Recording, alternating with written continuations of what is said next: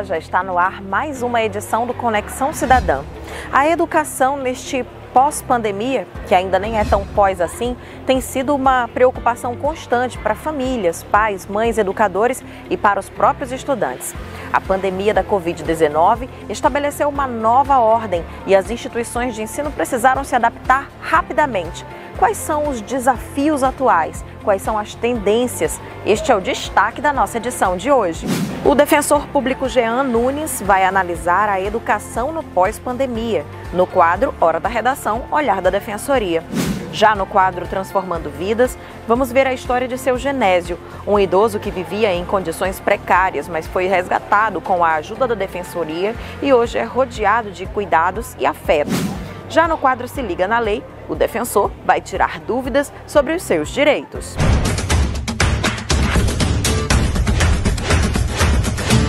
Aqui no Conexão Cidadã, você já sabe, a nossa conexão com a cidadania sempre começa com uma história inspiradora para você ir atrás dos seus direitos. Vem aí chegando mais um episódio do quadro Defensoria Transformando Vidas.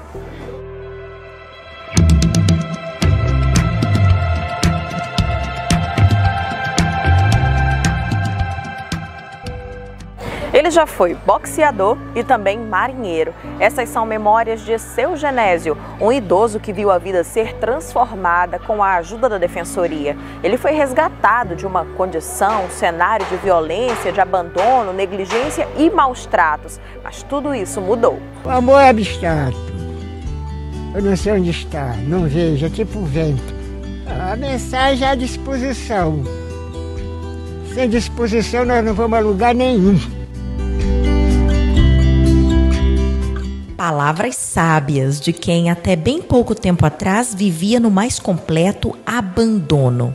E quando o idoso precisava caminhar para ir ao banheiro, por exemplo, ele precisava passar por esse local aqui, bem apertado, para conseguir chegar do outro lado. A denúncia feita à imprensa e à Rede de Proteção à Pessoa Idosa em 2018 levou a Defensoria Pública do Maranhão, ao lado de outros órgãos, até o local onde seu Genésio morava, aos 82 anos, sozinho, em um casebre abarrotado de lixo e mato em São Luís. Fomos até a casa dele, a gente ia fazer apenas uma visita. Quando chegamos lá, vimos a situação dele extremamente fragilizada, né?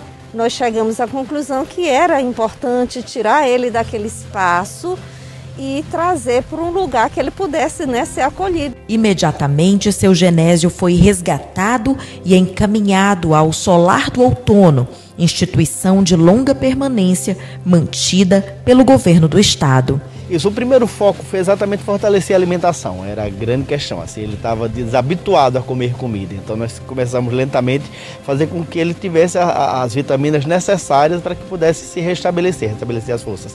E aí um trabalho bem extensivo, bem grande na questão da fisioterapia, porque assim, a gente percebeu que ele poderia voltar a andar, como voltou a andar, e aí foi o trabalho com a fisioterapia bem séria nesse sentido. Aos poucos, o idoso recuperou movimentos, ganhou peso, passou a sorrir. Está bem mais forte hoje. Eu pratico esporte, boxe. Participa de quase todas as atividades no lar que o acolheu há pouco mais de 2 anos. Para mim, eu estou bom, estou lúcido. Hoje, seu Genésio não tem dúvidas. Sozinho, nunca mais estará. Minha família é Deus. É Deus e os amigos que eu tenho.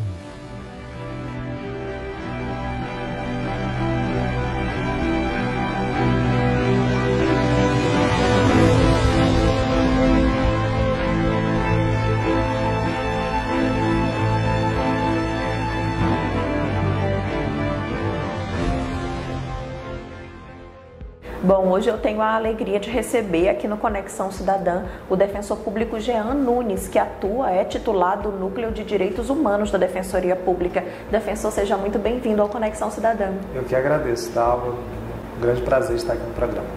Bom, defensor, a gente acabou de assistir a essa reportagem, a essa matéria que mostra o resgate de um idoso e a transformação da vida dele. Como transformar o cenário da violência contra pessoas idosas no Brasil? O que precisa mudar para que essa situação mude? Parece que o ponto de partida é construir uma cultura de respeito e de relações pautadas pela noção de dignidade e de fraternidade. Obviamente que a condição de idoso impõe desafios que são próprios e peculiares desta fase da vida e que reclama de todos nós uma atenção, um cuidado que leve em consideração essas especificidades. Por exemplo, a situação de um empréstimo bancário, para mim, para você, pode ter uma dimensão. Para uma pessoa que está em situação de idade avançada, pode ter uma outra dimensão, uma outra repercussão. Então, compreender esse fato, compreender as noções, as especificidades da condição de idoso é fundamental para que se estabeleça no campo, tanto da esfera pública quanto da esfera privada, das relações particulares, um tratamento mais adequado a essa condição de idoso. Olhar para a pessoa idosa com pena, muitas vezes parece ser solidário, mas revela outro tipo de sentimento? Exatamente. A perspectiva de olhar para o idoso, tirando dele a oportunidade de ele exercer suas próprias capacidades, suas habilidades, é claro que a condição de idoso pode trazer, em alguns aspectos, algumas limitações físicas, por exemplo. Obviamente que não há resistência física pelo idoso como há para um jovem, mas é o idoso quem tem que estabelecer quais são os seus limites, ele que tem condições de definir até onde ele pode ir, o que as suas condições, sejam físicas, emocionais, permitem realizar. Então, o fundamental é olhar para o idoso com respeito e dignidade, considerando as peculiaridades desta fase especial e muito importante da vida, e principalmente como referência de quem já acumula muito conhecimento aqui na Terra. As nossas referências, as nossas lembranças e tradições são trazidas em regra pelos nossos avós, que são um exemplo de sabedoria, né, de conhecimento, de tradição, que é algo que deve ser respeitado por todos nós. E é interessante o defensor trazer esse assunto, porque no caso específico de seu Genésio, quando a gente para conversar com ele, ele relata muitas memórias dos tempos em que ele era marinheiro, em que ele era boxeador.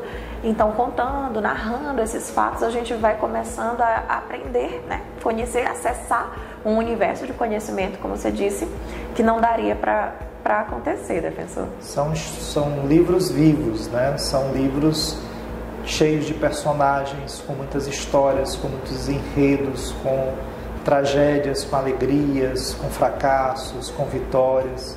Muitas delas silenciosas, que não ocuparão os grandes cenários nem da mídia, nem da grande literatura, mas são histórias riquíssimas. No campo da historiografia, por exemplo, tem um campo vasto de estudo especificamente para tratar exatamente da história oral a partir da memória, especialmente da memória dos antigos.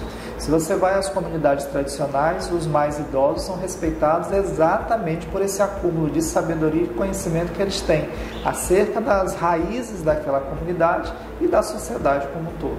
Ou seja, para a gente fechar esse primeiro momento de bate-papo, a própria existência dessas pessoas, a sobrevivência delas, demonstra que é importante a gente acreditar no amanhã melhor. Nenhum problema é insuperável. Exatamente. Só uma sociedade muito prepotente, muito egoísta, não compreenderia a importância da tradição, o valor da cultura e da história acumulada na vida de cada idoso. Bom, defensor, muito obrigada por esse primeiro momento. O defensor Jean vai permanecer com a gente, porque no próximo bloco vem aí aquela análise muito legal para ajudar você a construir a sua redação com o olhar da defensoria. E hoje o nosso tema é a educação nesta pandemia e pós-pandemia. Bom, nesse bloco, o defensor Jean Nunes vai dar algumas dicas de argumentos que você pode utilizar na construção da sua dissertação, caso o tema seja algo relacionado à educação neste pós-pandemia. Então, defensor, agora eu já vou sair de cena e a palavra é sua. Muito obrigado, Dalva. Bom, pessoal, a chegada da pandemia ela impôs diversas mudanças, diversos parâmetros novos na relação que se estabelece em sala de aula. Primeiro, ela escancara há um problema que não é específico da educação, mas que se projeta em diversos setores, que é o problema da desigualdade social e que não é algo novo. A desigualdade social ela é estrutural na formação brasileira, desde que nós nos constituímos como colônia, posteriormente império e mais tarde república, nós atravessamos um processo de acúmulo e aprofundamento de relações que são intrinsecamente desiguais. É claro que essa dimensão ela se projeta, ela se espelha também no campo da educação. Basta que observemos, por exemplo, que quando a pandemia surge e as aulas presenciais são suspensas, os alunos que estudam nas escolas particulares conseguem manter suas aulas por via online porque têm acesso à internet. A escola disponibilizou as condições, as ferramentas para que as aulas prosseguissem do mesmo modo, da mesma forma. Os alunos das escolas públicas, porém, tiveram interrompido, seja por ausência de estrutura física e tecnológica existente nas escolas, seja por ausência de condições materiais nas próprias residências. Basta que se imagine, por exemplo, que uma mesma família, dificilmente tendo mais do que 2 filhos, terá 2, 3 computadores dentro de casa ou tablets para permitir que suas crianças possam assistir à aula. Além disso, pessoal, um aspecto muito importante, além da perspectiva da desigualdade social escancarada com a pandemia e que se projeta na educação, me parece que é um argumento fundamental que é da mudança nas relações que se estabelecem entre o ambiente escolar, entre o professor e o estudante. Por quê? Por muito tempo em sala de aula se estabeleceu uma relação muito pautada no controle, na fiscalização, no controle da pesca, né, da cola em sala de aula. Essas relações no contexto de pandemia são completamente alteradas porque agora é preciso que o trabalho seja cooperativo, em espírito de confiança e não de fiscalização. Eu, por exemplo, sou professor na Universidade Estadual do Maranhão e eu não tenho nenhum controle sobre como os meus alunos têm respondido às suas provas. É perfeitamente possível que eles estejam, por exemplo, fraudando a prova. Isso muda completamente a lógica porque sai da perspectiva da fiscalização e estabelece uma relação pautada pela confiança. O aluno precisa, com esse processo, amadurecer para a compreensão de que se ele frauda o exame, se ele frauda a perspectiva da prova, em última instância ele está mentindo para si mesmo, o prejuízo será especificamente para si e não para o professor, para a escola ou a universidade. Além disso, é claro que a chegada da pandemia impõe novos desafios no que diz respeito à administração e manuseio de recursos tecnológicos. Não só os nossos estudantes, como também os nossos professores não estavam preparados, no geral, para os desafios da vida através da tecnologia. Eu, por exemplo, como professor, tive que passar por um processo intenso de capacitação porque eu aprendi a dar aula com o quadro, pincel e quadro. Eram as 2 ferramentas que eu necessitava para dar minha aula. De repente, diante da tela, nós nos deparamos com uma realidade completamente diferente e, de certo modo, sem aquela convivência, sem aquela presença do aluno em sala de aula que nos dava um termômetro, se a gente estava agradando, se a gente estava se fazendo compreender, sem nada disso. Então, a gente prepara a partir de agora um pacote de aulas com base nas tecnologias que estão disponíveis, com o quadro branco, com as ferramentas de interação, com as ferramentas de atividades assíncronas, exatamente para permitir que, por meio desse espírito colaborativo, a gente consiga alcançar os objetivos da educação, que é a promoção do conhecimento mútuo, tanto pelo professor que se aprimora, quanto pelo aluno que aprende. É claro que a pandemia também ela descortina uma nova perspectiva de importância da educação. A centralidade do papel da ciência, o que significa a ciência dentro da realidade que nós vivemos, o combate à perspectiva de informações falsas e mentirosas que circulam no campo da internet, tudo isso tendo como eixo central exatamente a perspectiva da educação, como sendo um elemento de segurança, um elemento de firmeza para que as pesquisas sejam adequadamente compreendidas, sejam adequadamente compartilhadas e as informações possam então se propagar, digamos assim. Eu diria então que esses são os 3 principais, digamos, elementos ou desafios que se descortinam com a pandemia no contexto educacional. O escancarar da desigualdade social, os desafios relativos ao uso das tecnologias da informação e um novo patamar de relação social que se estabelece entre o professor, entre a entidade estudantil, a escola, a universidade e os estudantes de um modo geral. Então, com esses 3 argumentos, nós esperamos que você faça um excelente Enem, escreva uma excelente dissertação.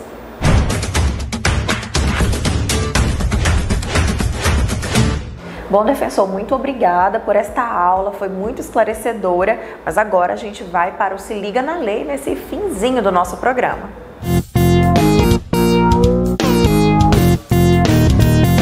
Bom, o Conexão Cidadã, você sabe, a gente sempre encerra o programa esclarecendo algumas dúvidas sobre os seus direitos, os nossos direitos. Defensor, eu tenho aqui algumas perguntas que são recorrentes, então já vou lhe fazer a primeira. Trabalhadores com deficiência têm direito à aposentadoria diferenciada? Tem. Na verdade, a legislação brasileira, ela expressa aí a igualdade material prevista na Constituição. Igualdade não é tratar todo mundo igual, porque nem todo mundo é igual.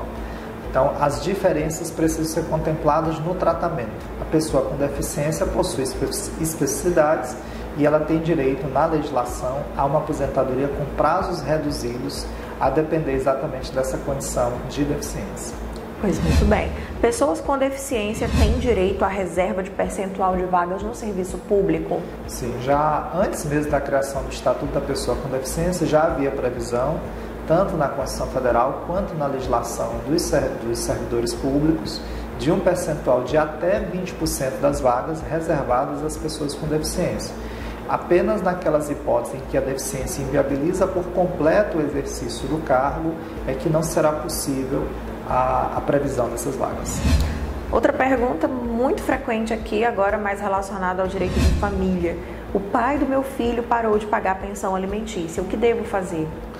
Deve procurá-lo para ver se ele paga, se ele efetiva o pagamento. Se ele não efetivar, deve buscar a justiça, seja através da defensoria pública, seja através de um advogado privado, para ingressar com o que a gente chama de ação de alimentos. Essa ação judicial vai permitir que ele seja obrigado, sob pena de prisão, a efetuar o pagamento conforme está estabelecido, ou no acordo ou numa decisão judicial anterior. Defensor, aproveitando o gancho dessa pergunta, muita gente não sabe, mas quando o pai não tem como custear essa pensão, os avós podem ser obrigados a fazer esse custeio? Perfeito. O que determina o pagamento dos alimentos é uma relação pautada pela ideia de possibilidade quem paga, necessidade quem recebe, sob a perspectiva de que a solidariedade é o que informa as relações humanas. Então, se o pai não paga, o avô, a avó, que tem condições de efetuar esse pagamento, pode vir a ser chamado a pagar. Obrigado a pagar, na verdade. Certo. Agora, a gente tem uma última perguntinha. Eu me separei e saí de casa. Como ficam os meus bens? Se o relacionamento resultava de um casamento ou de uma união estável, a depender do regime de bens, é importante que se observe isso, o cônjuge ou o companheiro que se separou costuma ter direito a metade daqueles bens que a gente chama de meação, em relação aos bens que ficaram na casa e à própria casa, se ela resultou do esforço comum.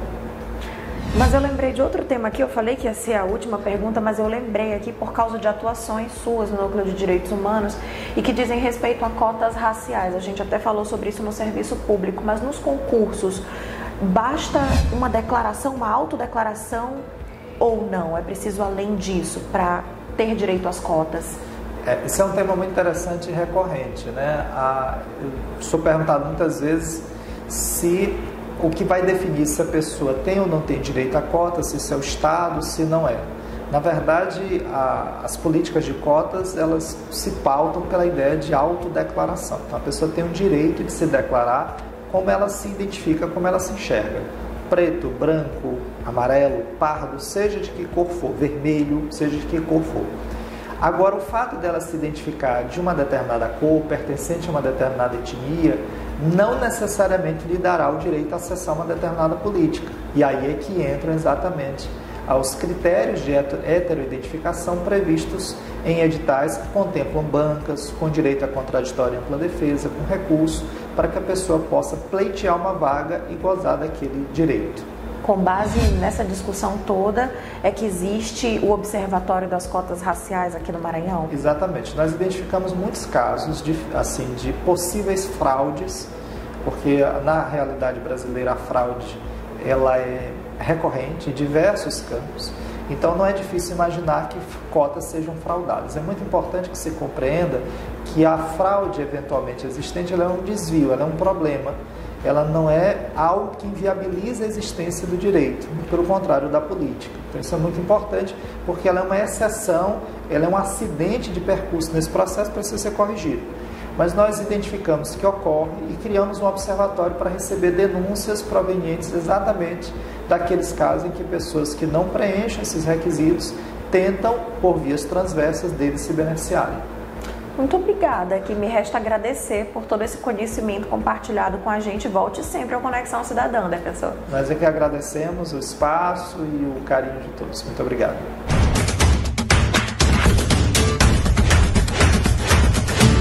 Participe do Conexão Cidadã. Você gostou do programa? Tem um elogio, uma sugestão, uma crítica a fazer? Manda pra gente. O nosso e-mail é conexãocidadã.dpema@gmail.com.